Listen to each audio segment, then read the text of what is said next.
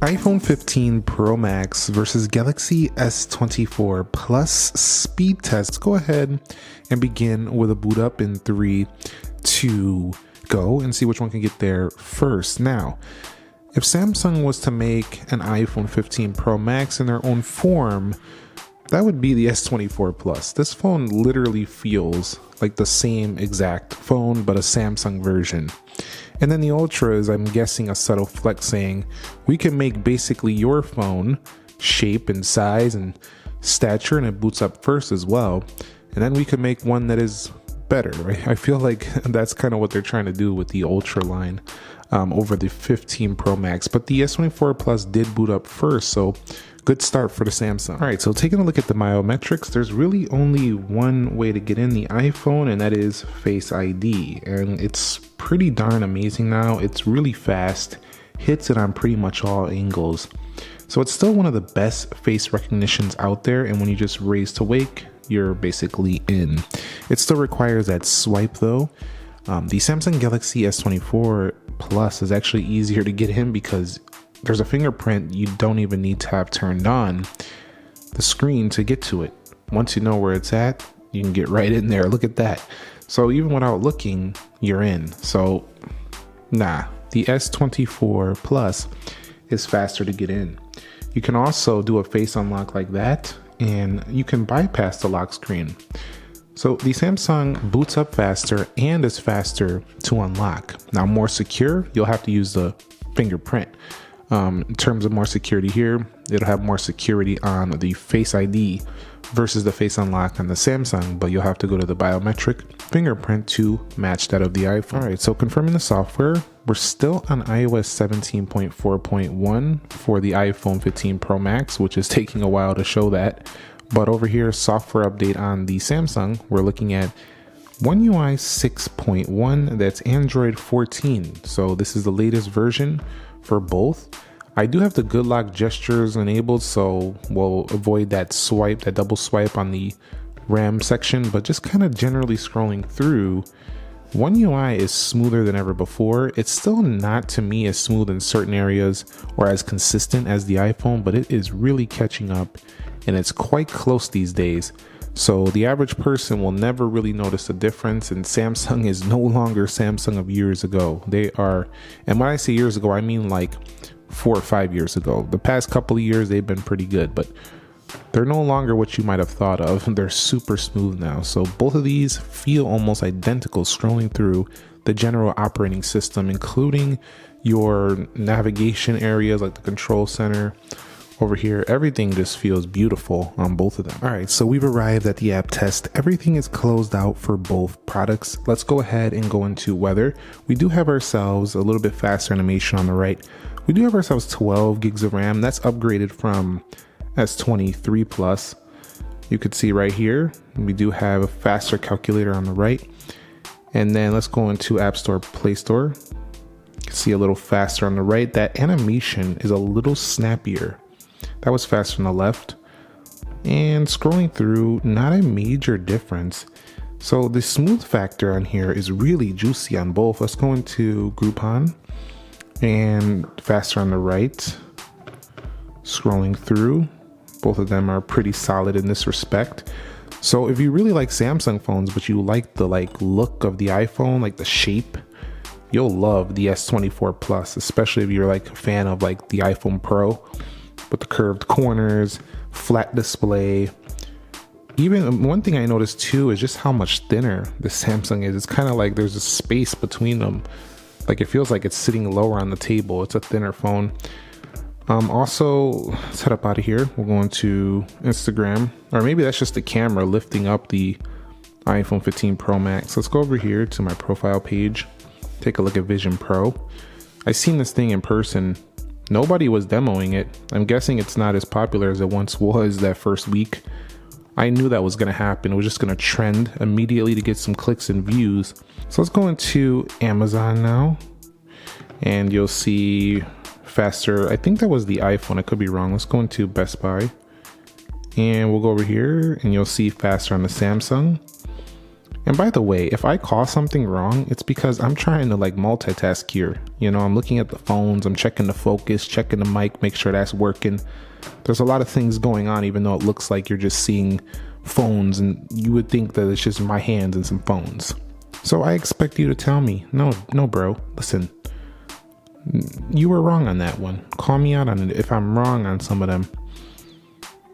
Also, there is a debate about, oh, well, this is not accurate because your fingers can't be as fast as something like a robot or something. And while that is true, the fact of the matter is that we don't have robotic hands. So in reality, you know, we're just going to see, let's go to the hill climb.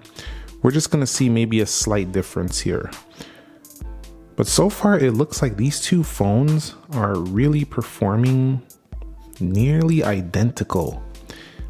I think Samsung has really cleaned it up with the One UI. Like their latest updates have been really well optimized.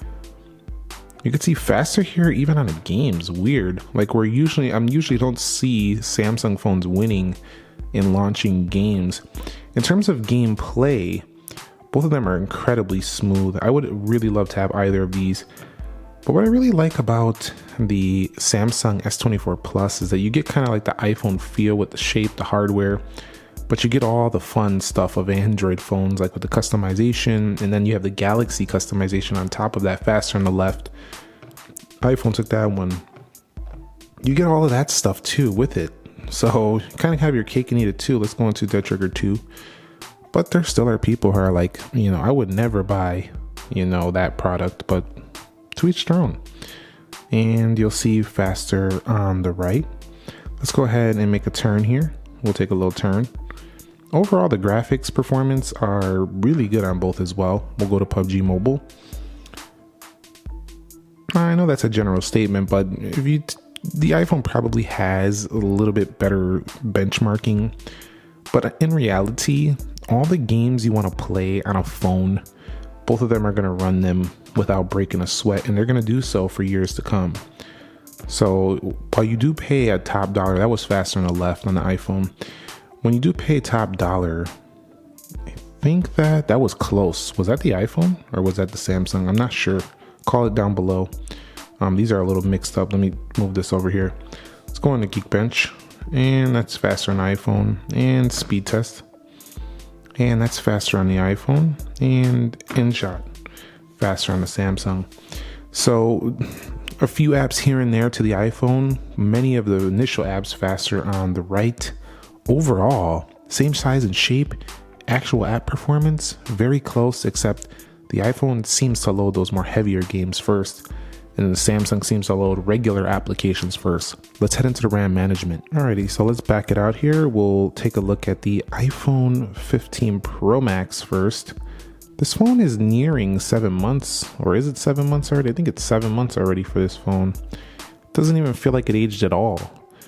The AI is definitely making this feel like it needs an AI update with what's going on in the industry right now, but that's coming soon, so I'm not too worried about that either. You can see so far, buttery smooth. Animations seem to perform exactly the way you would want them to. Let's go on Instagram, Twitter, Groupon, App Store, and then we'll go into the final weather. So very good, or flawless basically here on the 15 Pro Max, regardless of the fact that this phone only has 8 gigs of RAM. RAM on iOS is different than RAM on Android.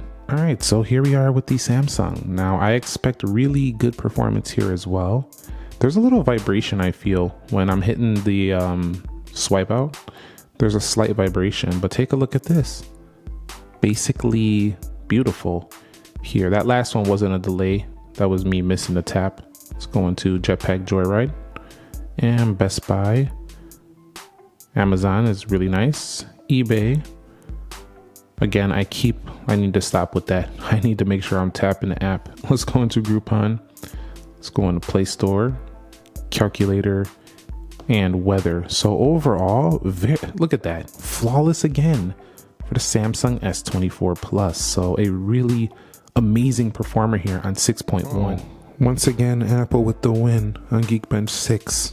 Yeah, I say that like that because look, This phone always wins, pretty much in every test I do. I don't care which phone is facing off. You'll see Samsung doing pretty darn good though, 2203, 6596. I know that might sound biased, but I'm not biased towards the S24 Plus. I'm just saying this phone always wins here in the benchmark of Geekbench 6, but then in reality, it kind of performs like most other phones, except for certain apps that are more optimized for it. So what I want to do is run the Wildlife Extreme test now and see how much of a difference there is between this $1,300 phone and this $1,000 phone here in the S24 Plus. I'll be back in a second. So we're done here with the iPhone 15 Pro Max, a 4095 score with 24 FPS. But looky here. Overall score for the Samsung, 4778 on the Wildlife Extreme, 28 FPS, higher frame rates, higher overall score in this area, scoring better than 92% of devices and 88%. On top of that, there's more RAM and AI features on board. So take it for what you will. This is a more of an extreme test and the Samsung came out on top. That's kind of why I said what I said about Geekbench. But at the same time, you know, both of these are really rock star performers. Let's go ahead and take a look at speed tests. We'll start over here with the 15 PM and we'll test this one after. So usually pulling in incredibly high performance now on both these products. Apple has really cleaned it up with the connectivity. Their connectivity is strong now. The 5G is strong. Really, it's a really solid offering now. And you can see a little bit lower here on the upload today. Hopefully my upload isn't as slow, but we'll see here. I'm doing around 22. Okay, caught back up about our normal.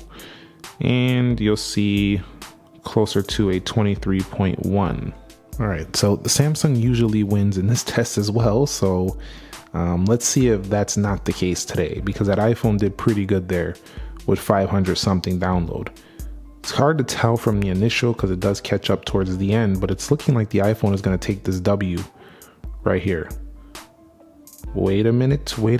Yep. So the iPhone has taken it. So this is good proof of what I was saying, that you know, these iPhones have really cleaned it up in the area of their Wi-Fi performance, their 5G performance, their connectivity strength. It's all gotten better here in these past couple of years. And this one was quicker for the iPhone today.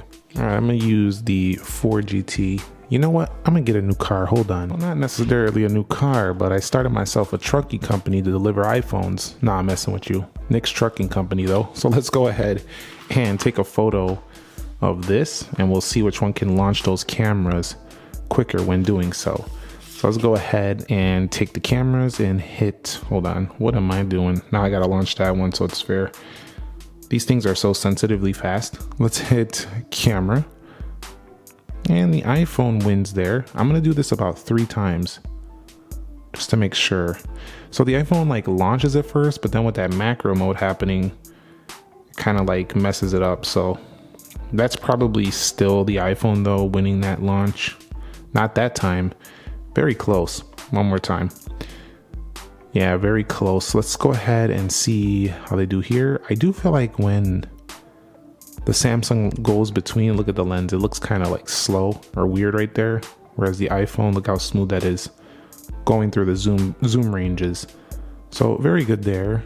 And overall, not a big issue with the cameras. Both of them are pretty awesome in that respect. So wrapping it up here, the 15 Pro Max or the S24 Plus in the area of performance all across the board.